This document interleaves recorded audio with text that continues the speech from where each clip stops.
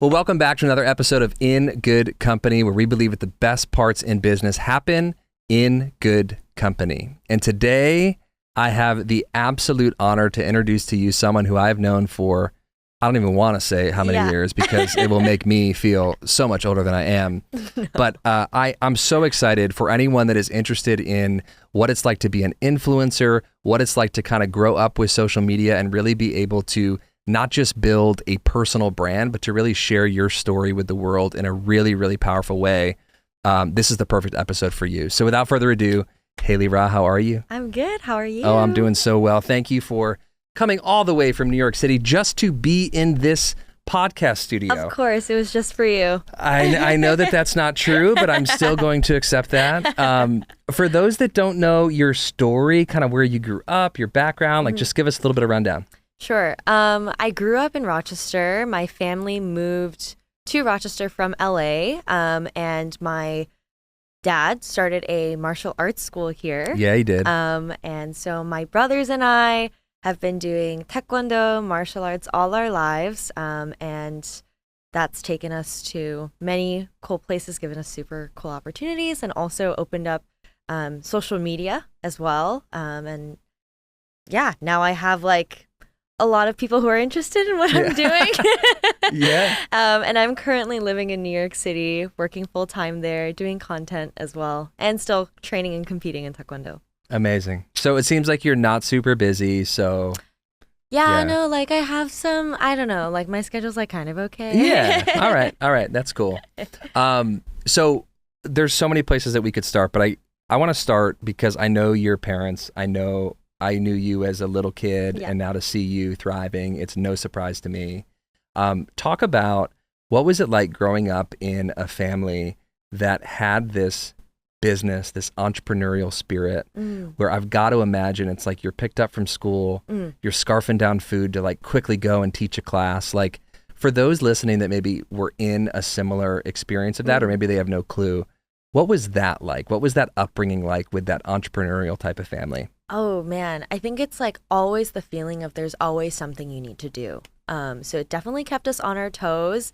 And I don't think I realized how much like everyday stress it put me under until I moved to New York, which is crazy because like New York is like super, everyone's like chasing their dream. And I'm like, New York is my safe haven of peace. That's funny, yeah. But like I think anyone who's been a part of a family business will know that like they are always lacking hands or you could always be doing something or preparing for the next thing. So very busy.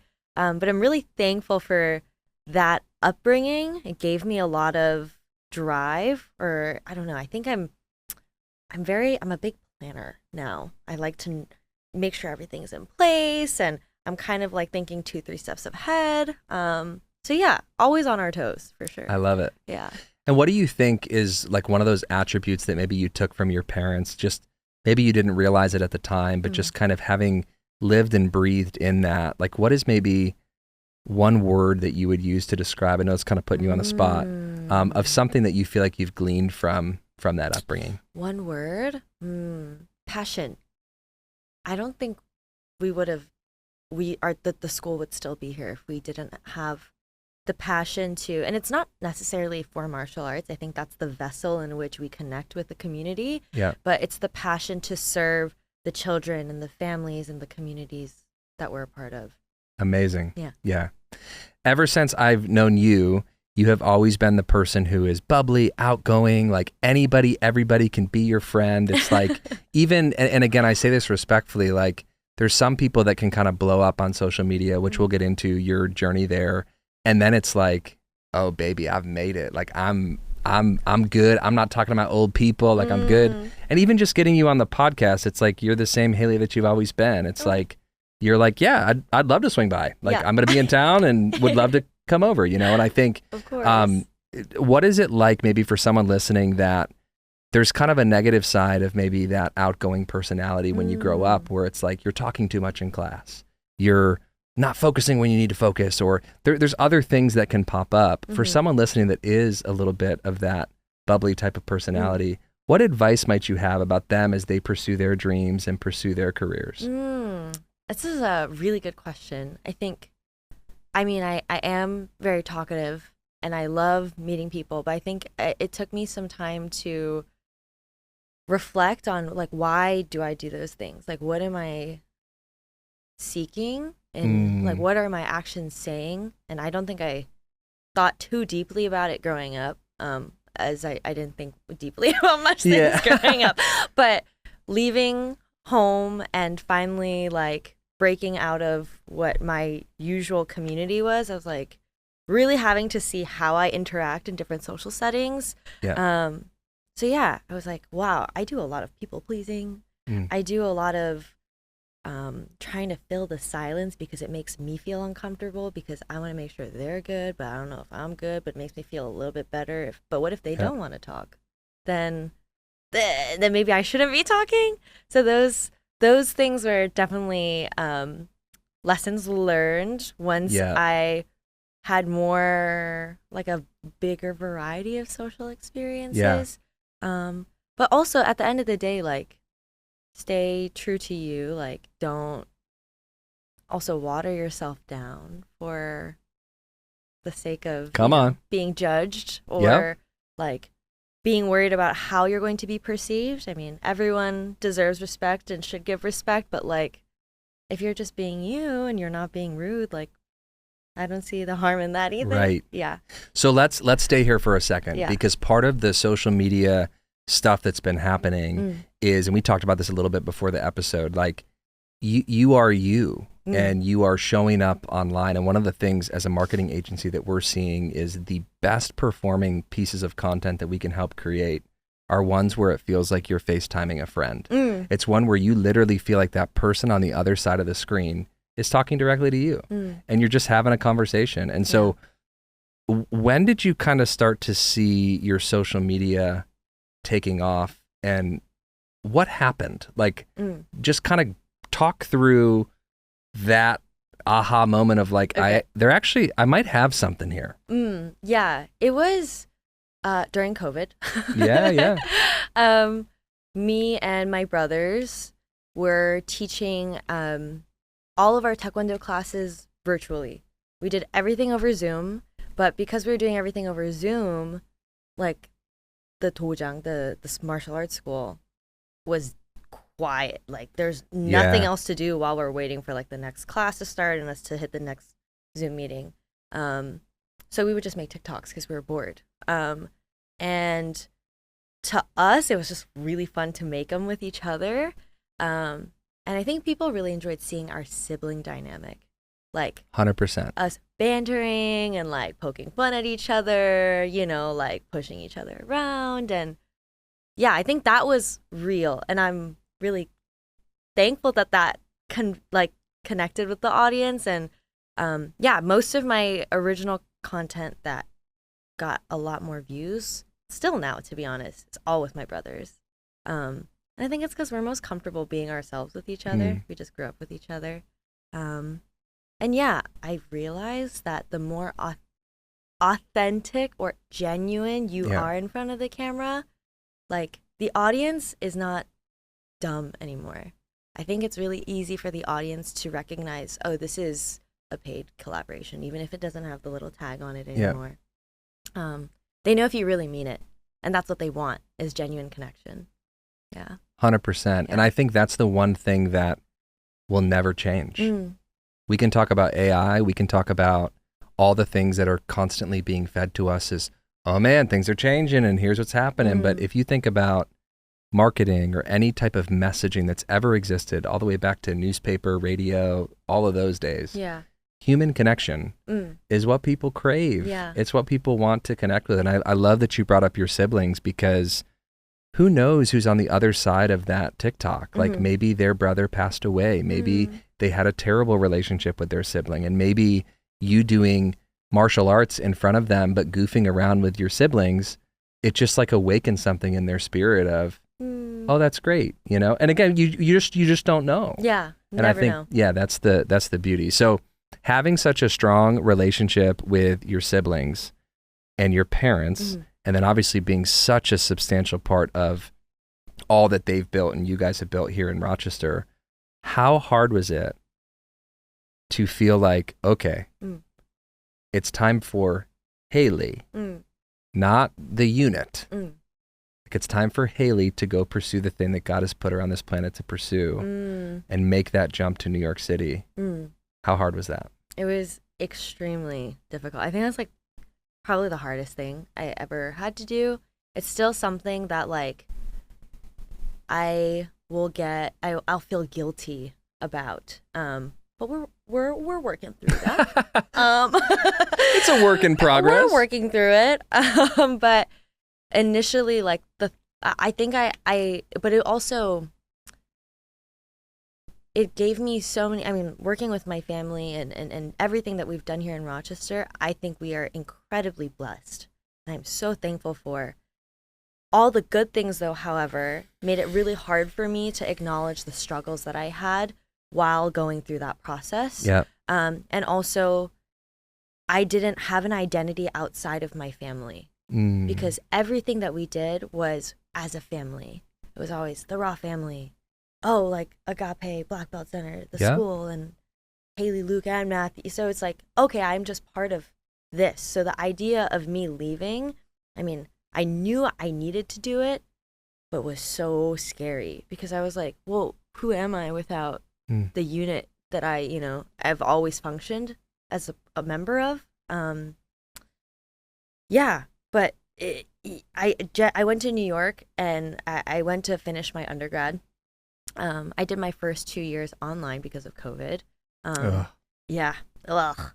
But like, still paid full price. That's what I'm saying. Like, where's my discount? Yeah. And during that time, because all I had to do was focus on me, I had no idea what to do. I'd go to school and then I'd come home and be like, okay. And I'd just sit in my apartment and not do anything because I didn't know. Like, everything was always around the agenda of what needed to be done. So having free time and thinking about, okay, well, what do I want to do? I don't know. I've never thought that far before. It was crazy. But yeah. That's amazing. Like, because the whole time you're speaking, I know that there's someone listening to this in their car or they're watching this and they are going through this critical decision right now. And maybe it's not pursuing a career or whatever that looks like, but this analysis paralysis that can happen where you could have sat on the diving board for 5 more years, 10 more years, said, oh no, it's not the right time and I should, whatever. But the freedom that you've now experienced, the wholeness that you're experiencing, and really it ultimately comes down to identity. And I think that there's so many people listening who are still trying to wrap their head around their identity because it's always been, I will speak from my life. My identity has always been attached to performance. So people value me based on what I can do for them, not because of who I am. Do you know the Enneagram types? I'm a 7. Oh, really? Yeah. But like what you just said was so type 3. Okay, I accept. Listen, I'm always evolving. Yeah. Well, I deeply resonate with what you just said though about your achievements. And what the value you can provide. Yeah. So if I'm not helping anyone, like, then what am I? Or like, I don't know. I need to provide value in some way in order for me to feel worth, or for me to have 100%. Yeah, so I'll be super transparent with you. I used to work at a church. You know this. That's where we met. And I spent so many years setting the table that I have forgotten how to sit at the table. And I've walked into churches and we're still trying to find like our home-based church, which has been a journey. And every time I sit in there, I'm like, dude, what can I do? Like, how can I help? Yeah. And it's hard. Like, it'd probably be no different than you coming back and visiting Agape or whatever and just like sitting and going like, I have to bite my tongue. Yeah. Of course. Yeah. So I just think that was worth sitting in for a second, because I do think if you're listening to this and if you're in that place of indecision, go to the place where you can be whole. Go to the place where you can truly find yourself, ask those questions. We're learning with our kids right now to let them be bored, to let them go outside by themselves in the backyard. We can still see them. but You're supervised. yeah.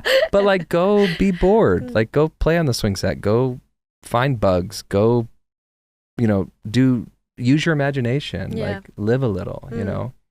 So, what is the thing in New York that has kind of been like, once you maybe got through that, or you're still certainly in the process of, when did you feel like you were like, I made the right decision? Like, when did you have that moment, or are you still trying to get to that moment? I think I had the moment. I think rather than it being a specific thing that happened, it was just the feeling of this was the hard season that I was afraid to face. Like, I knew that it was going to be difficult because I was so scared of it.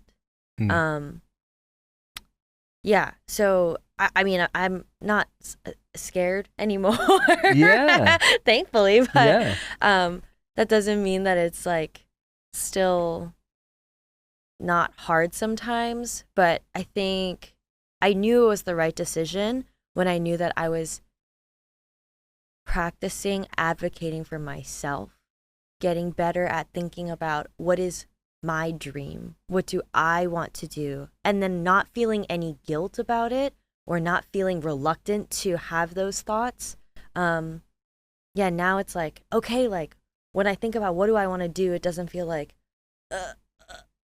let me ask my parents. Yeah. Exactly. Now it's like, what do I want to do? I get excited, like, oh, what possibilities are available to me? What has God given me to work with and grow? So like, yeah, I think that perspective amazing shift has been the biggest thing. I'm so proud of you. It's so amazing. Yeah. Thank you. It's helping me. I mean, I think it's when you step out and do the thing that God has called you to do, and you step out in faith and in courage, you give others permission to do the same. And you're not doing it for them necessarily. Yeah. But you provide a path, and you're like, oh, it is possible. And oh, you can do this. And I think that whether that's for your brothers, for people that, the thousands of people that are following you on the internet, like there's real people that are encouraged by that. Yeah. So listen, let's talk about the shallow stuff. Okay. Yeah. You're blowing up on socials. Like you got brand deals coming. You got all sorts of stuff that's coming your way. I want to ask you like a serious, fun, shallow question. Okay. What is the most amount of money that you've made on like a brand deal, like a singular brand deal? A single video, it was a while ago, to be honest. I want to say like 3,500. Oh my gosh. Yeah. One video. Great. Yeah. That's crazy. It's crazy. Yeah. And then what's like the parameters of this example? Like, are they just like, and you don't need to say the brand or whatever, but is it like the product needs to be here? It's got to be this long. Like, are there pretty tight parameters with that, or is it kind of? Yeah. So with this one, it was a pretty big brand, and I, at the time, was still learning how to, negotiate. And this is when I was handling all of my own brand deals. Yeah. And I saw this video of another creator talking to other creators on like, you're undercutting significantly. Like this is the range that you should be asking for when you are posting. Like, huh? That's a lot of money. You're like, I'm from Rochester. Yeah. I know. It's like, it's not that expensive to live here. Like, I'll be fine. But the imposter syndrome of like, you mean me asking for that much? No, like I don't. But then this big brand messaged me, and it was really simple. They wanted me to just use their product, and they were actually going to do most of the editing. Okay, well, I know you're a big brand.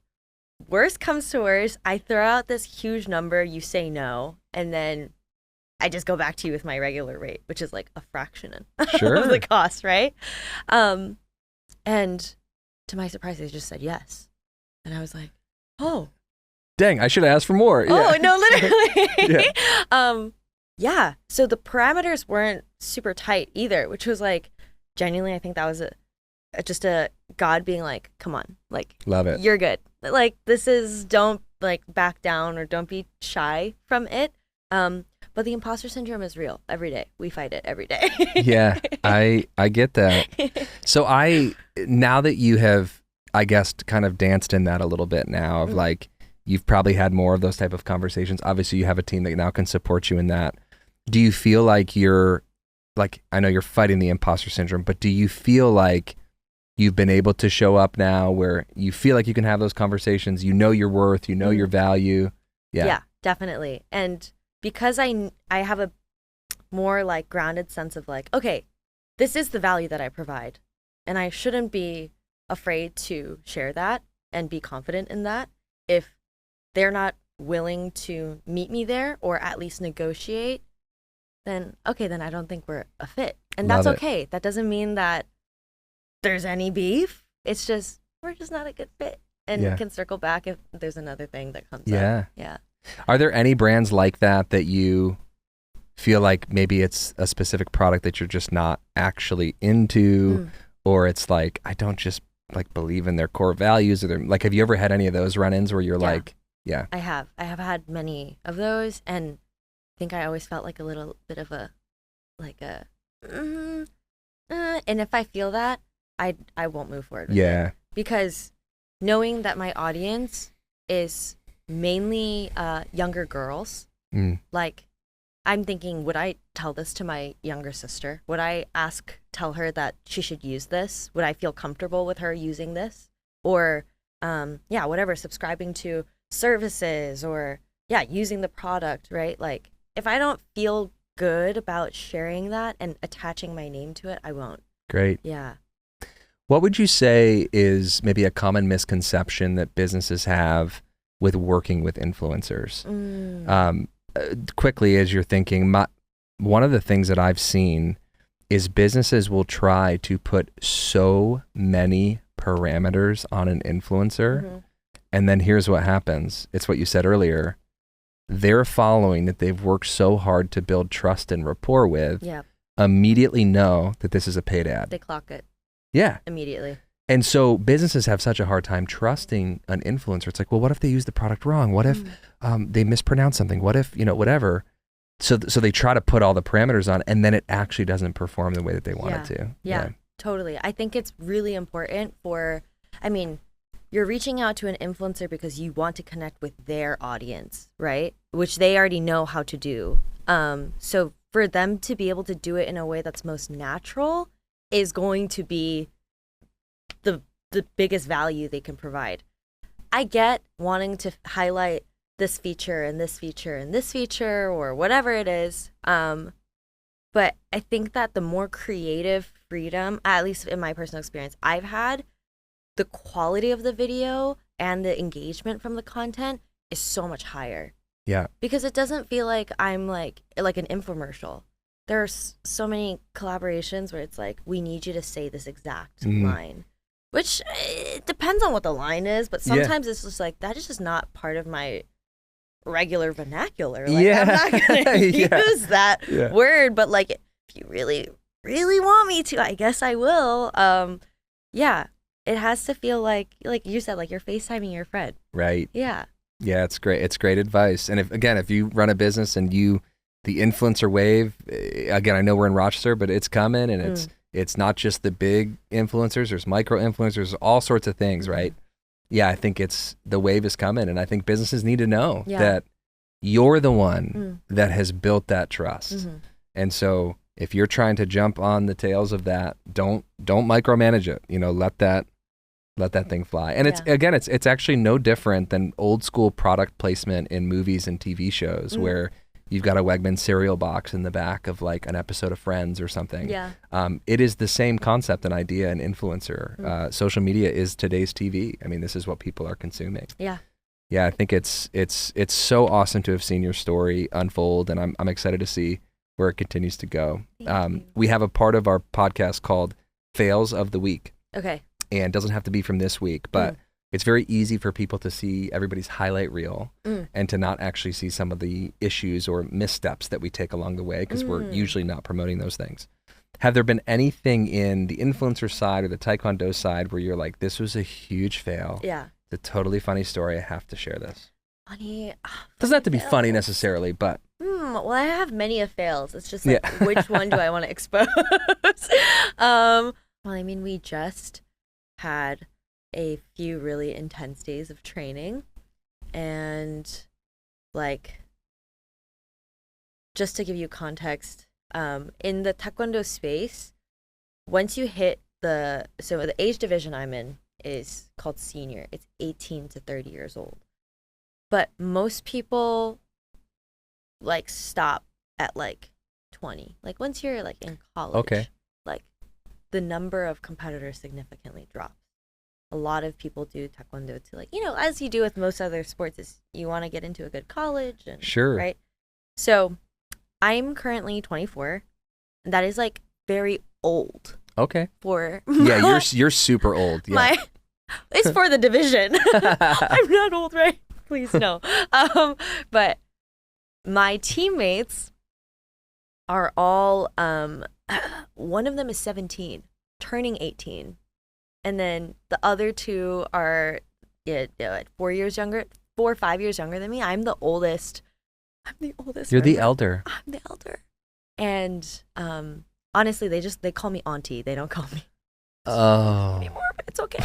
It's okay. But like just the last few days, honestly, it was amazing training with them. But like it was a consistent like, oh, I'm the dead weight. Oh, I'm the one who can't like flip 10 feet up in the air. I'm like down here, So yeah, like my knees tweaking out, my back is tweaking out. But it's great. It's all laughs and fun.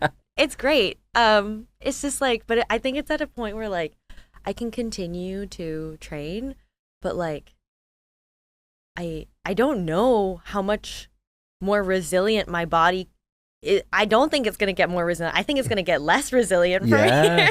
Yeah. So yeah, learning the tricks, learning the routine, very challenging for me. I love it. So we haven't hit on this yet because I obviously wanted to before we finish. So the Taekwondo experience that you've got, I know I'm pronouncing it completely wrong. You've got it locked down. Mm-hmm. I don't. What happened with, I mean, you've got so many opportunities that opened up obviously before COVID, but when we're talking about the virality stuff, all that's one piece of the puzzle. Let's talk about like you're competing at the absolute highest level. Like, give us a rundown of all that you've experienced in the Taekwondo space. Yeah. I mean, because we grew up doing martial arts, it was just something that we honestly felt like a chore after like several years. We were like, oh, it's a family business. I always just have to be here after school. We don't really have a choice. Wow. And I love it. I'm having so much fun. Yeah. Right. Yeah. But competing was never something that my dad ever pushed us to do. Because especially when you go to really high levels of anything, it always gets really complicated, you know. But it was something that me and my brothers were like, oh, this would like spice things up for us and we'd be more excited to train. We have new motivation. So we started competing. And because Rochester is such a it's not a small city. It's a city. Yeah. But the martial arts community here is not very big. Yeah. So we would be winning like our local competitions, but it's like but we know that that's not like a fair benchmark for the skill level, our skill level compared to the rest of the country, the rest of the world. Our dad trained us very hard. He was like super hard on us because he didn't want anyone to think that we were getting it the easy way because we were his kids. He did the quite opposite. He made us do like double, triple of everything. Yeah. So that's like the foundation we went into it with. And then I went to my first national competition, not knowing what to expect at all. And I made it to the final round, which was in this specific event. It was like a group of like 80 plus girls. Wow. But the final round is the top 8. That's top 10%. How old were you at this time? That was 16. All right. 16. But these girls have been competing since they were like 11, 12. Whoa. So I was like, this is crazy. I wasn't even expecting to make it. My goal was just, let's make it to semis.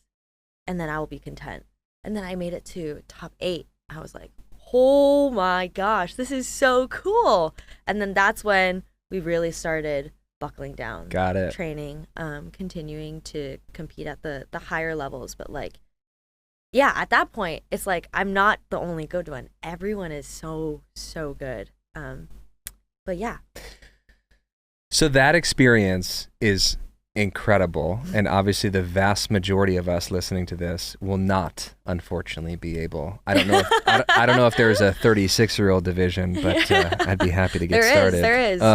I'm out. I don't think my knees can handle that. But I love the perseverance and the just because you're the king of the pond doesn't mean that you should stay in that pond. And I think seeing what is happening with you going to New York City and continuing to pursue the things that God has called you to, it's such a joy to hear your story because, again, us listening to this, even me being a consumer and listening to this, like you're not just settling, even in that example, you're not just settling with, oh, we're the kings of Rochester, like we are the best. And I think for people listening, it's like, sure, you don't have to move necessarily, but you can be inspired with these phones, with our connection to the internet and what's out there. We can continue to bring those high level, like you did all your training here. You did all the attention to those bigger things. It's like you had everything in you the whole time. You just needed to go to that change of scenery to let that out, you know? For sure. I think it's amazing. Thank you. And I'm proud of your parents too, man. Like as I continue to raise kiddos and want to be, you know, measure that loving but also disciplined side. Like it's hard because you love your kids and you just want to cuddle up and watch movies and, you know, do your thing. But to really give you that foundation, it's so beautiful to see. Thank you.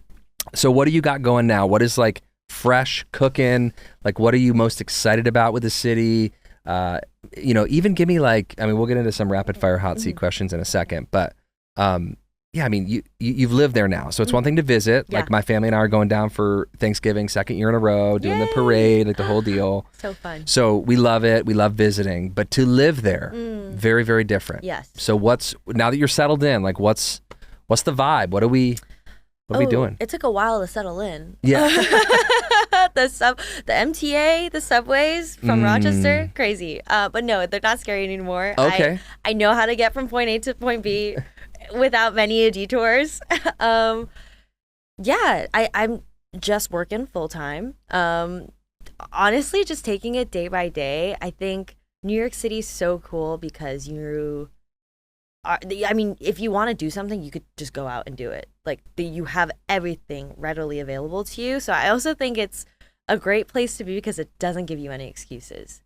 Like you're like, well, I want to do this. Okay, well, you totally can. Like, go and do it then. So that's kind of been what my day-to-day has been. It's like, okay, well, what do I need to do first? Yeah. And what do I want to do? Okay, well then let's do it. So yeah, I've been training a lot. I've been eating a lot. Oh, of course. Yeah, as spending a lot of good time with friends and family there as well. All right, so we are going to jump into our final segment of the podcast. My favorite part. It is the rapid fire hot seat questions. Are you ready? I'm ready. Okay. First question. When you kick off your day of training or life or whatever, are you coffee, tea, energy drink, matcha green tea? Like what do you got cooking? If I'm training, I need coffee. Coffee. Water and coffee. I love it. I love it. What is your favorite like taekwondo move of all time? Gotta go with a sidekick. I think Sidekick. It's classic. Like it's hard to do a really good sidekick. Excellent. What's like a go-to hype song before a big match, big event, whatever you call it? Like what are you vibing? It changes every season. But right now I've been really liking Heartless by Kanye West. Let's go. Yeah. Okay. Oldie but a goodie. Can feel so hot. Yeah. We could do this whole section just continuing to clip things. This Please. is perfect. And then what is your favorite Korean dish? Also changes all the time. I bet. But I really like the Korean beef tartare. It's called yuke. They give it to you with some like Asian pears as well. Incredible. Yeah. And it's so good. I've got to imagine that being in New York City is just wonderful. It's so good. Yeah. It's so It's good. so good. Well, next time you come home, just bring it on the train with you. That'd be I will. great. I'll bring an ice box for you. Thank you. That would be great. What is your dream brand collab now that you're in that influencer spot?